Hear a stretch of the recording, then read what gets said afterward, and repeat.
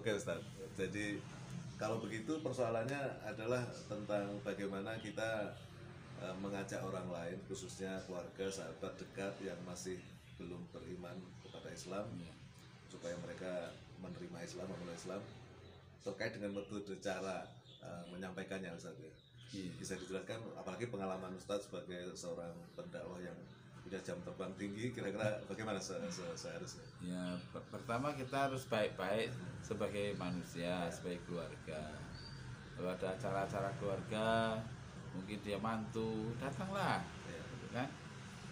Atau mungkin kecuali kalau dalam hal ibadah, ya tentu kita harus mengerti itu ranah pribadi atau masing-masing ya dengan agamanya. Ya. Jadi toleran itu artinya ya kita sebenarnya tidak setuju, tapi kita tidak menghalanginya. Jadi kita menahan diri. Toleran itu kan sabar. Nah, jadi ketika ada saudara kita yang masih belum paham agama Islam, maka ada baiknya kita mendoakan pertama itu. Yang kedua, banyak-banyak berbuat baik.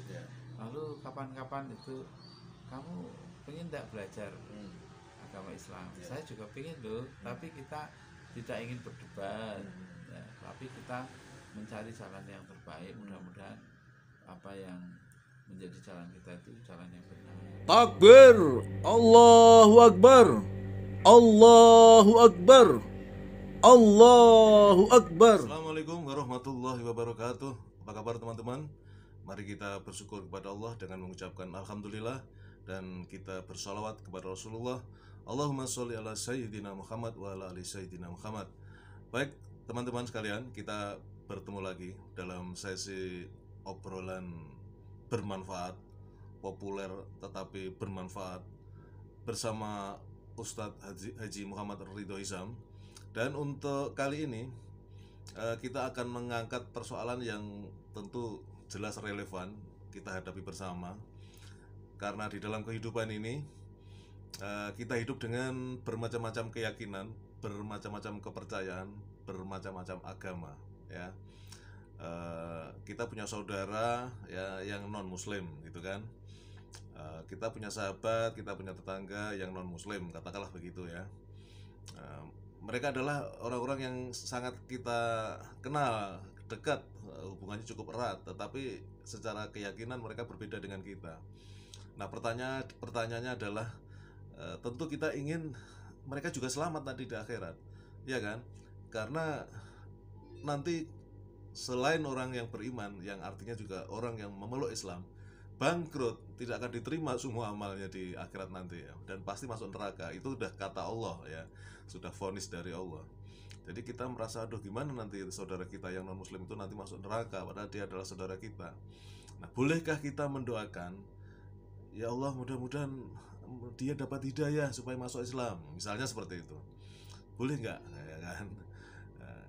Nah, ini akan kita tanyakan dan kita obrolkan dengan Ustadz Haji Muhammad Ridho Hizam berikut ini. Oke. Assalamualaikum warahmatullahi wabarakatuh Ustadz. Waalaikumsalam warahmatullahi wabarakatuh. Alhamdulillah, wah hari ini Ustadz penampilannya lain. Ya, memang hidup itu bermacam-macam. Ya. Supaya orang itu tidak menyangka kalau Ustadz tuh harus begini, pakaiannya harus begini, kopiahnya harus begini. Oke. Ya kan? Baik Ustadz, untuk hari ini kita ingin ngobrol-ngobrol. Ada titipan apa namanya, pesan atau topik dari saudara saya, kaitannya dengan bagaimana kita di dalam kehidupan ini, di dalam keluarga, berteman dan segala macam, kan tidak semuanya orang muslim Ya. kita juga berteman, berkeluarga dengan yang non muslim. Nah, kira-kira menurut hukumnya, hukum Islam, apakah boleh kita misalnya mendoakan saudara kita atau teman kita yang dekat yang non muslim supaya dia pada akhirnya bisa menerima Islam, masuk Islam? Bahkan kita berdoa memohon Allah supaya teman kita atau saudara kita itu diberikan hidayah sehingga bisa menerima Islam. Kira-kira bagaimana Ustaz? Wah, itu amalan yang luar biasa ya. Itu menunjukkan bahwa kita itu peduli dengan orang-orang yang belum paham ya, belum memeluk Islam. Termasuk juga orang-orang Islam. Ya, kita doakan yang masih bakhil mudah-mudahan dermawan, Ya.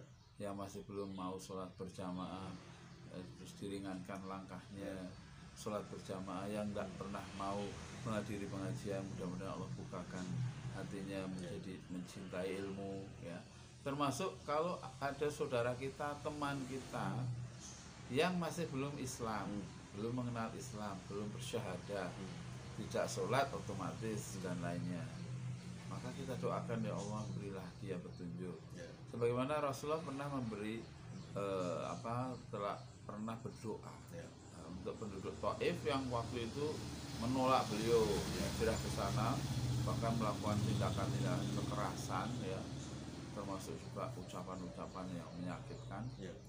Lalu malaikat pun sudah nggak tahan tuh Ya. melihat, ingin membinasakan mereka. Ya. Tapi Rasulullah memilih untuk mendoakan, Allahumma hdi qaumi fa innahum la ya'lamun.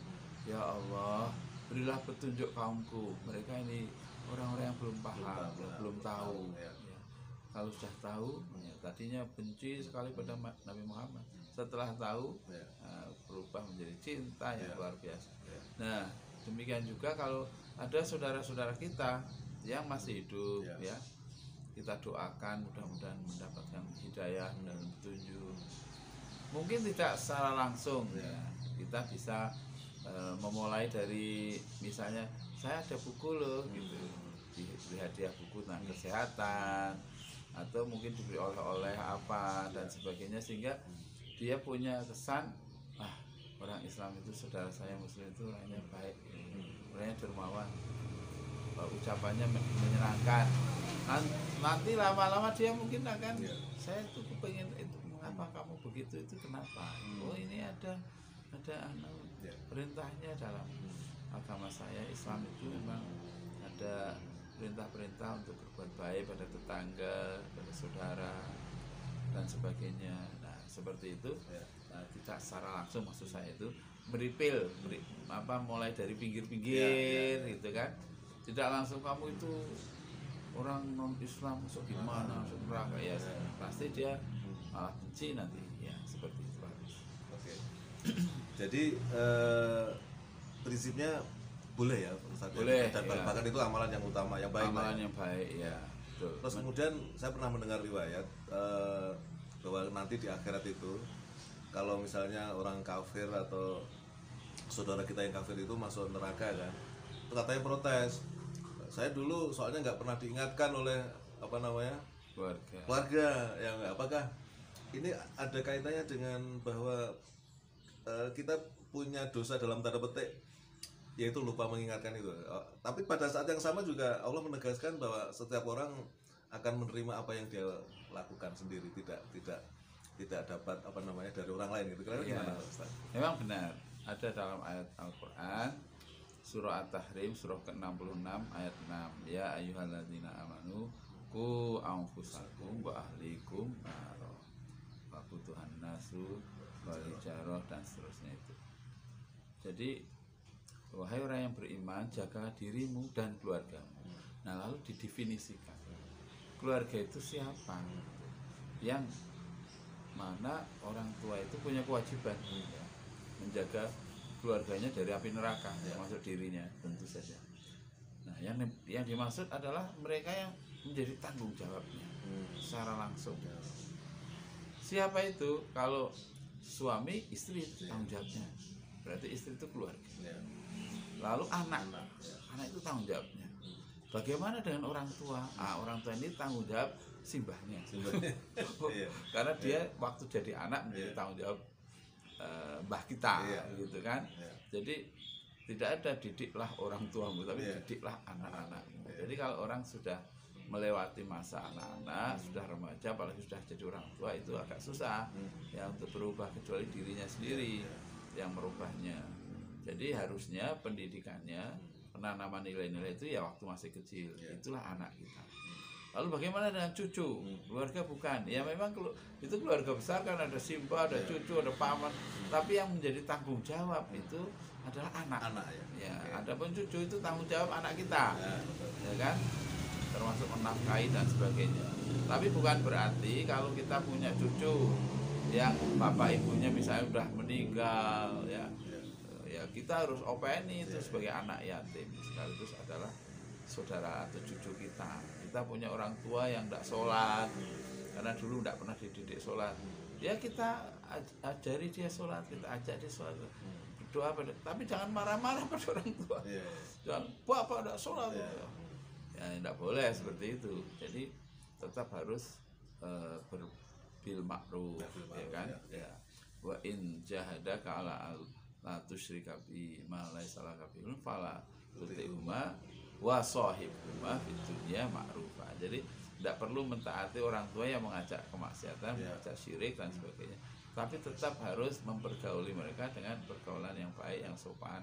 Tetap memberi oleh-oleh, memberi sesuatu yang menyenangkan, ya, makanan, minuman, itu seperti itu. Saya ada cerita sedikit nih ya. Jadi ada orang mertua, ya mertua ini nggak sholat. Memang dari kecil nggak pernah dididik sholat. Tapi menantunya ini pintar. Menantunya anak kiai kebetulan. Jadi selalu minta izin, Mbah, minta izin sholat di kamarnya Simbah kalau malam. Ya sholat situ. Simbahnya tadinya ya, lama-lama Simbahnya tuh, wah aku diulang sholat. Gitu. Pelan-pelan lama gitu. Insya Allah akan terbuka. Nah, caranya seperti itu. Tapi kalau langsung dihina, direndahkan, apalagi diancam-ancam, antipati, masuk neraka. Jangankan mereka ya, orang Islam saja kalau diancam-ancam, wah ini perbuatan masuk neraka kamu, itu pasti tidak suka. Jadi itu tidak mengerti metode dakwah. Baik. Jadi kalau begitu persoalannya adalah tentang bagaimana kita mengajak orang lain, khususnya keluarga, sahabat dekat yang masih belum beriman kepada Islam, supaya mereka menerima Islam, memulai Islam, terkait dengan metode cara menyampaikannya, Ustaz. Bisa dijelaskan, apalagi pengalaman Ustaz sebagai seorang pendakwah yang punya jam terbang tinggi, kira-kira bagaimana seharusnya? Ya, pertama kita harus baik-baik sebagai manusia, sebagai keluarga. Kalau ada acara-acara keluarga, mungkin dia mantu, datanglah, gitu kan? Atau mungkin kecuali kalau dalam hal ibadah, ya tentu kita harus mengerti itu ranah pribadi atau masing-masing ya dengan agamanya. Jadi toleran itu artinya ya kita sebenarnya tidak setuju, tapi kita tidak menghalanginya. Jadi kita menahan diri. Toleran itu kan sabar. Nah, jadi ketika ada saudara kita yang masih belum paham agama Islam, maka ada baiknya kita mendoakan pertama itu. Yang kedua, banyak-banyak berbuat baik. Lalu kapan-kapan itu kamu pengen tidak belajar agama Islam? Saya juga pengen loh, tapi kita tidak ingin berdebat, ya, tapi kita mencari jalan yang terbaik. Mudah-mudahan apa yang menjadi jalan kita itu jalan yang benar. Tapi kan bisa jadi orang meyakini sesuatu yang diyakini benar padahal tidak benar, kan bisa terjadi seperti itu. Jadi dimulai dari itu dialog, diskusi.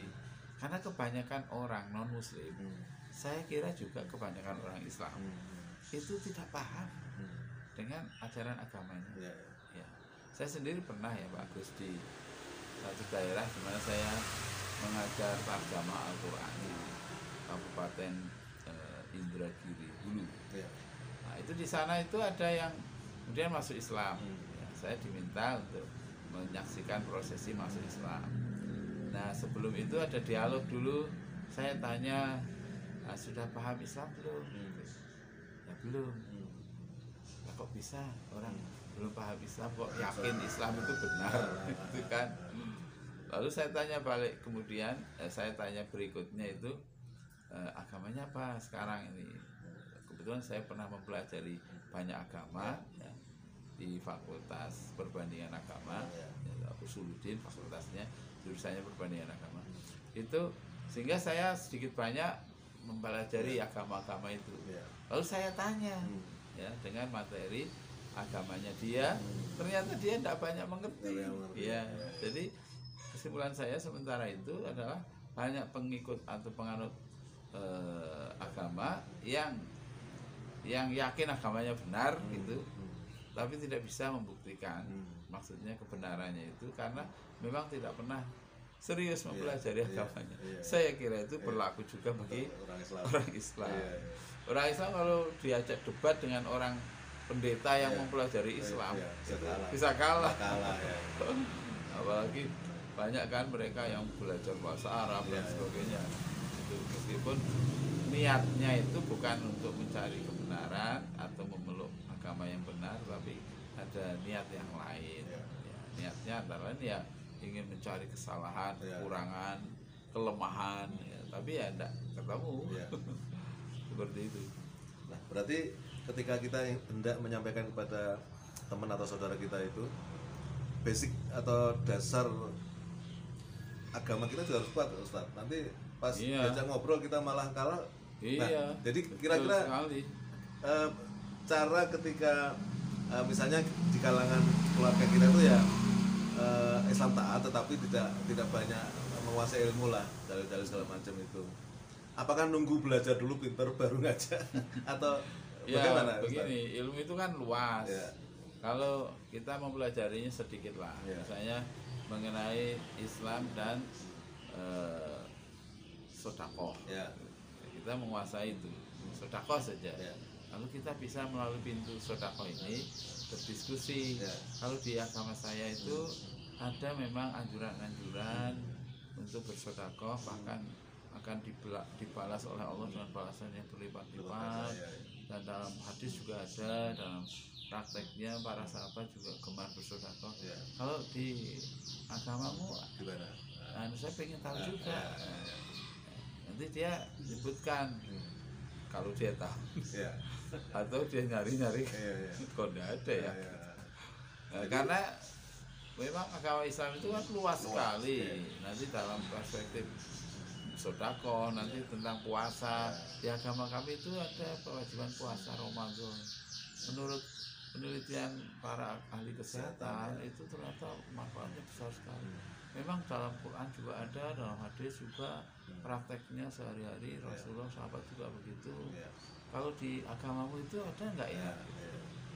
Tentang sedekah, tentang puasa, tentang apalagi yang lain, taatan kepada pemimpin, kepada negara misalnya, dan sebagainya.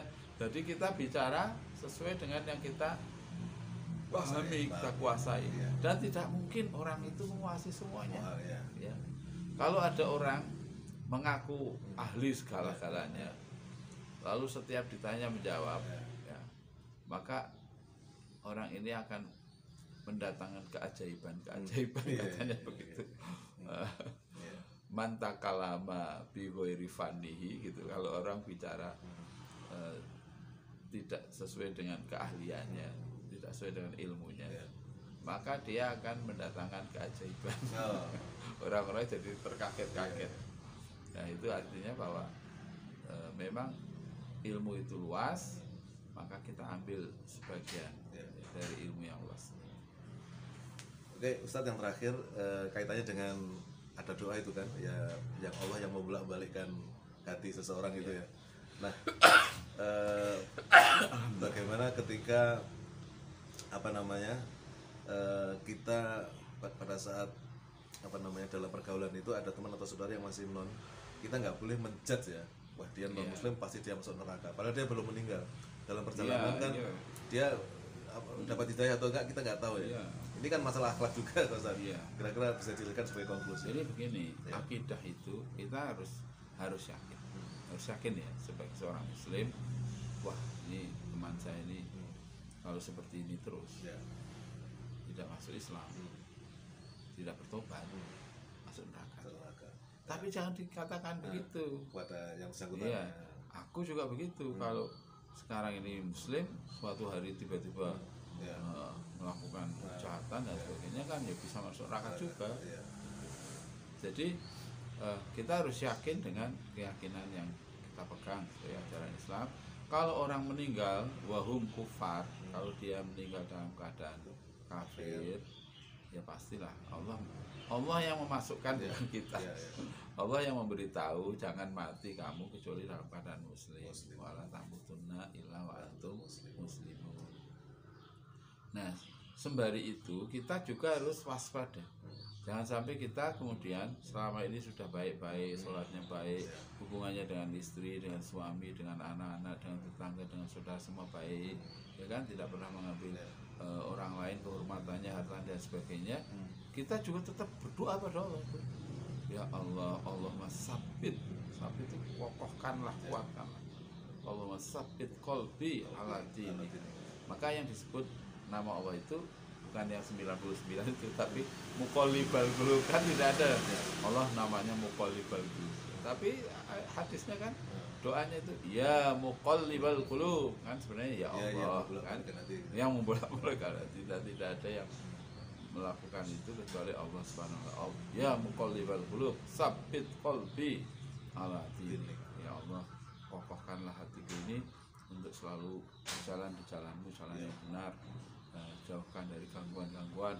Terus saja menunjukkan kerendahan kita di hadapan Allah dan memohon perlindungan, karena tidak bisa dijamin, ya kan, sekarang ini muslim, besok seperti apa, tiba-tiba kita bisa saja terus berubah itu, ya kan, seperti musim, tiba-tiba musim kemarau tiba-tiba hujan, ya, musim hujan tapi kok nggak turun-turun. Jadi ya sesuatu yang pasti itu ya hanya Allah itu yang pasti kan. Adapun kehidupan itu tidak pasti, ya, termasuk dalam hal ini adalah keimanan kita naik turun, bisa datang, bisa pergi, bisa bertambah, bisa berkurang. Tapi kita selalu mohon kepada Allah berlindung agar iman kita itu setiap hari bertambah. Tambahannya itu dengan ilmu, dengan amal soleh, antara dengan bersedekah, seperti itu. Baik Ustadz, alhamdulillah, saya kira obrolan kita tentang kaitannya bagaimana kita mendoakan teman atau saudara kita yang non muslim sudah cukup komprehensif, dan mudah-mudahan kita tetap diteguhkan iman dan Islam kita oleh Allah sampai ajal kita menjemput. Amin. Assalamualaikum warahmatullahi wabarakatuh. Waalaikumsalam warahmatullahi wabarakatuh.